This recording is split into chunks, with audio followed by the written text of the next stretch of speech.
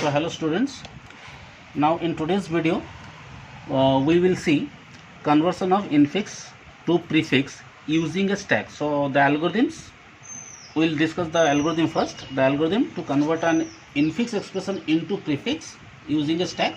So in earlier videos we have already seen how to convert an infix expression into a postfix. So I will advise that before going through this video you should also watch my earlier videos where I have explained the algorithm for converting infix into a postfix. Okay, so because the steps of that algorithm is almost similar to this algorithm with very little modification. So some changes, little changes are there. So we'll discuss that. Now to convert an infix expression into a postfix expression, first this is my name of the procedure, infix to prefix. So I will convert not postfix, rather prefix. Okay, the input that I have passed is, I have written I suffix r. So what is this IR? Now before let I is an infix expression. So the expression is I, which we need to convert into prefix. Now then we have to find out what is the reverse of I. So let us find out its reverse, and its reverse is known as IR. Okay, so IR means reverse of I. So let me give you an example. If I say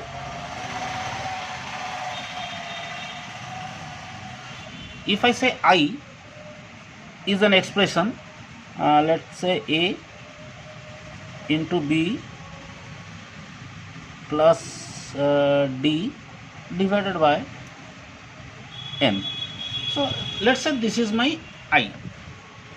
Okay, then IR will be M, from right side you just check out, M slash D plus B asterisk A. So this is my IR. So we will take this one as input to our algorithm, not just infix expression, rather the reverse of that infix expression is given as input. Okay, and P means the result or the output, which is currently empty. So P means the prefix expression that my algorithm will construct, but right now it is empty because right now no expression has not been converted yet. Okay, so this is my step 1. So step 1, you just find the difference of step 1, difference between algorithm of infix to postfix and infix to prefix. Okay, here I have written push. This symbol indicates a right bracket, or you can call it right parenthesis. So push a right parenthesis into a stack and add a left parenthesis. This one is left bracket, left or end bracket, open bracket, and this one is end bracket. So add a left bracket at the end of the IR. Okay, see, push right parenthesis into the top of the stack and add left parenthesis at the end of the reverse infix expression. See, if this is my IR, I will put here, this is a bracket. So this is left bracket I have given at the end, and I will push right bracket in a stack. So let me draw the table first. Our objective is symbol, then stack. So what is there in stack? The stack right now initially will contain right parenthesis only. Okay, then P. So this is my trace out. I will trace out the steps. Okay, now step 1 is over. Expression contains left bracket and stack contains right bracket. Okay, P is initially empty. So now go to step 2. Now step 2 suggests, while stack is not empty, repeat step 3. So that means as long as stack remains non-empty, I should repeat my step 3. Okay, so step 2 is for continuing a loop or ensuring the loop criteria. So step 3 will be repeated. So this step 3 is my loop body. So as long as stack is non-empty, the step 3 will be repeated. That is what written in step 2. So what is step 3? Now in step 3 it is written that scan IR from left to right. So scan IR means scan the reverse of infix expression from left to right. Okay, so this is my IR, so that has to be scanned from left to right. And when we scan an expression, we will scan one symbol at a time. So after one symbol, we will examine what type of symbol. So already we know that in an expression we can have four types of symbols. Either the symbol is an operand, or it is a left parenthesis, or it is a right parenthesis, or it may be an operator. So in any expression there might be four types of symbol. Here in this expression I have only three type of symbol. I have added a left bracket, then we have some operator, then we have some operand. But in some expression there might be a brackets given within some operators.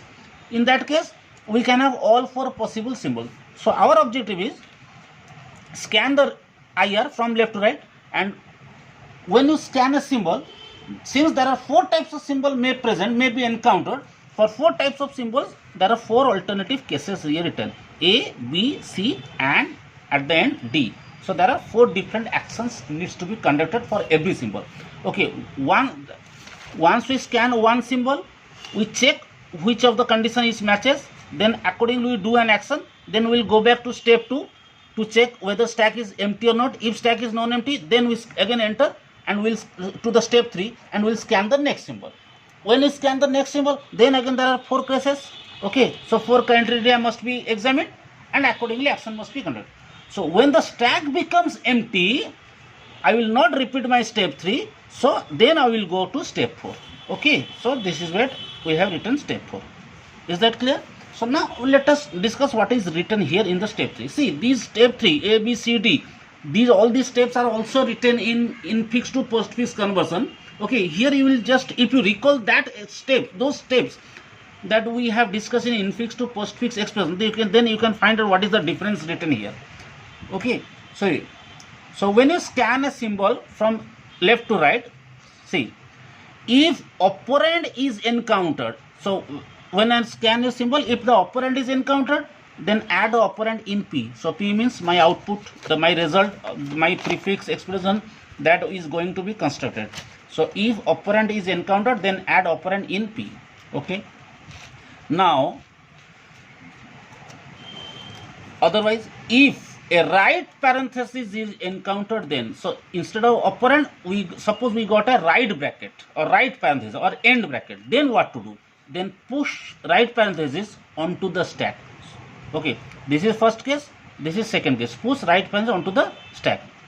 Otherwise, suppose neither operand nor a right parenthesis, then there are two possible cases. Either it could be operator or it could be a left parenthesis. Then suppose in step C we have written, if operator theta is encountered. Now suppose the symbol that you encounter is an operator, and let's say that operator symbol is theta. It may be plus, minus, multiplication, anything.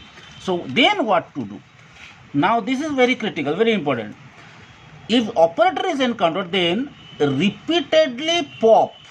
Pop means from where you have to pop? From the stack. So repeatedly pop each operator from the stack only if with higher precedence than theta. I am saying with higher precedence only. See, you have to compare this particular step with the steps that we have discussed in conversion of infix to postfix. Okay, then you can better understand. In infix to postfix, this step suggests that the operator, when theta is encountered, then we will pop from the stack if the symbol in the stack has higher or equal precedence, then we pop. But here I am saying you should pop anything from the stack only when it has higher precedence than theta. And once it is popped, once whatever symbol you pop, add them in P. Okay, after popping one symbol, add it in P. Okay, so this is what bit 1 of step C. And bit 2 is written that after that popping is over, you realize that in the stack there are no more operator available whose precedence better than theta. In that case, theta must be pushed into the stack. Push theta in stack. Okay, so once popping is over, push theta is in stack. And or else suppose operator is encountered and you realize in the stack there is no operator who have higher precedence, then this step 1 will be ignored. Directly you should push theta into the stack. Okay, now the step D, the last one. If left bracket is encountered, then what? Then repeatedly pop each operator from stack and add in P. So your job is to, if a left bracket is encountered, then repeatedly pop each operator from stack and add in P till a right bracket is popped. Until the right bracket is not popped, you keep popping operator from the stack and add it in P. And when the right bracket is popped, don't add it, just throw it into the dustbin, because we have a matching pair of bracket. Okay, so now this step 3 will be continually repeated as long as the stack is not empty. Okay, so once the stack becomes empty, you should jump to the step 4. Okay, and then by the time the stack is empty, our P means this, P means the second input that we pass in the operator, P, which is supposed to be our output. P might be constructed by appending some symbols. Now in step 4 I am saying output reverse of P. So whatever symbols present in P, again that has to be reversed, and that reverse value is our solution. Okay, so are you getting me? So infix to postfix conversion and infix to prefix conversion almost same with little modification. In infix to prefix, what happens? We just first reverse the infix expression and follow the same steps like postfix conversion, and once we reach to step 4, once we reach to the final step, the output, the value P, the expression P must be reversed to get the prefix expression. Okay, so this is what our algorithm. So in my next video I will show a solve example. So we will follow these steps of algorithm and then solve an example to convert infix into postfix using a stack. Okay, till then, thank you.